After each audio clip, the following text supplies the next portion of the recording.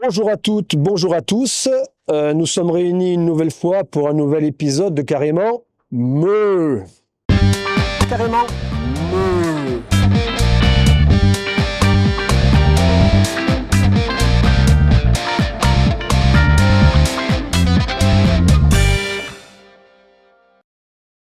Nous sommes dans un petit village de l'Avesnois où nous sommes devant un silo d'ensilage d'herbe qui est en fin d'utilisation, comme vous le voyez derrière moi. Et donc nous allons parler en fait de la nouvelle récolte d'ensilage d'herbe qui va bientôt arriver, d'ensilage de légumineuses, de graminées et de mételles. On parle souvent d'autonomie fourragère, d'autonomie protéique en ce qui concerne les ensilages d'herbe, donc de graminées, de légumineuses et de mételles, en pensant que la conservation est le seul objectif en fait de l'ensilage. La valorisation des différents nutriments est essentielle. Pour la conservation des fourrages, on sait que rien ne se crée, rien ne se perd et tout se transforme.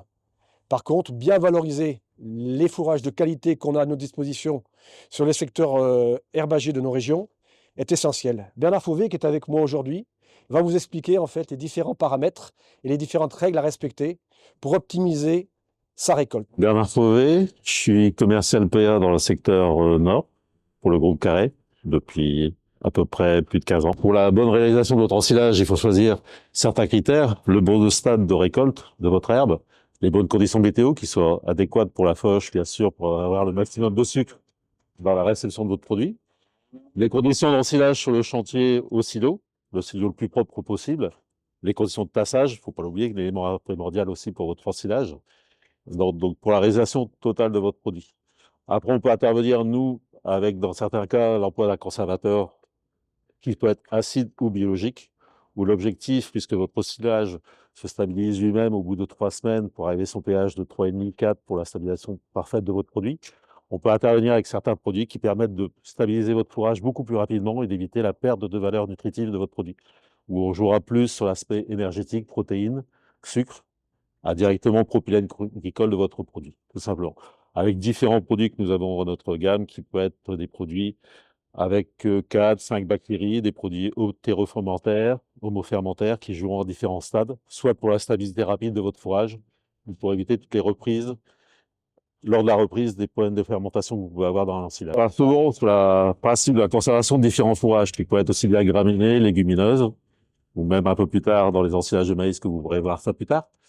On intervient bien sûr sur les ensilages, qui sont maintenant faits en préfanage, mais on a même poussé des essais sur l'emploi des boules d'enrubanage, puisqu'on peut se dire dans l'idée qu'une boule d'enrubanage est hermétique, il n'y a pas de perte de valeur, le produit est bien conservé, mais on s'aperçoit, suite à des essais que nous avons fait indirectement il y a quelques années, il y a 2 ans, avec notre fournisseur de conservateurs, sur des essais qui ont été faits sur 3 hectares de boules d'enrubanage, différentes graminées, où on nous sommes amusés à peser chaque boule, analyser chaque boule après conservation, avec des boules alternées, conservateurs et sans conservateur. Et qui est-ce qui est sorti? Le même résultat qu'on peut avoir sur les ensilages. On améliore surtout la valeur énergétique de votre produit, protéines, sucre de votre produit. Qui, on peut dire en moyenne, si on veut être à peu près large, une amélioration à peu près de 10% de la valeur énergétique de votre fourrage. Je reviens, pas d'amélioration, d'éviter de la perte de votre fourrage, puisque l'objectif est de le stabiliser très vite. Donc une amélioration de la valeur énergétique de votre fourrage, protéique, entre autres. Il ne faut pas oublier qu'il faut 2 aspects pour bien réaliser votre ensilage. D'accord, la conservation. Il faut avoir toutes les qualités, comme je disais tout à l'heure, la période, la température adéquate, les bonnes conditions pour réaliser votre fourrage. Donc viser la conservation et après, essayer de valoriser votre fourrage au maximum. Où l'intérêt, lorsque vous avez un produit de qualité, d'éviter de perdre le maximum de valeur. Donc de le valoriser au maximum pour une meilleure conservation. Si vous avez un produit qui ne respecte pas l'une de ses composantes, on ensilera toujours un produit de mauvaise qualité. Donc essayez de mettre tous les atouts de votre côté, dans le meilleur des cas. Comme vous l'a expliqué Bernard, quand toutes les conditions sont réunies au niveau du chantier, des conditions climatiques, de la finesse du hachage, de la propreté de l'activité, on arrive à obtenir un fourrage et un ensilage de très bonne qualité. L'optimiser et bien le conserver, et surtout bien valoriser cette matière première par l'utilisation de conservateurs à base de bactéries biologiques, donc de lactobacillus homofermentaire et théofermentaire.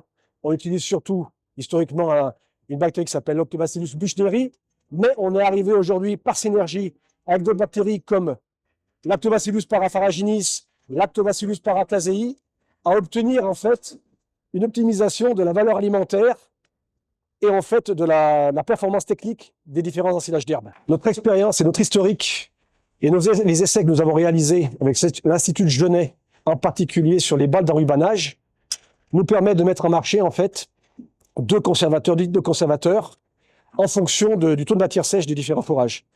Nous avons donc le Préserve Ultra Dry qui contient une bactérie essentielle indépendamment du buchneri dont je vous ai parlé, mais qui est la Dieloverans et le Ramonsus, qui permettent la conservation de fourrages relativement élevés en matière sèche, jusqu'à 60% de matière sèche. Et surtout aussi donc le Préserve Ultra Herbe, qui lui en fait contient la bactérie Lactobacillus parapharaginiis et Lactobacillus paracasei, qui par synergie avec les bactéries historiques comme le Plantarum et le buchneri permettent d'avoir la meilleure valorisation énergétique, protéique de vos fourrages en ensilage d'herbe et en enrubanage. Bien évidemment, l'équipe Nutricard et ses technicaux se tiennent à votre disposition pour tout renseignement complémentaire et toute précision. Et nous nous retrouverons bientôt pour un futur carrément... Me. Carrément...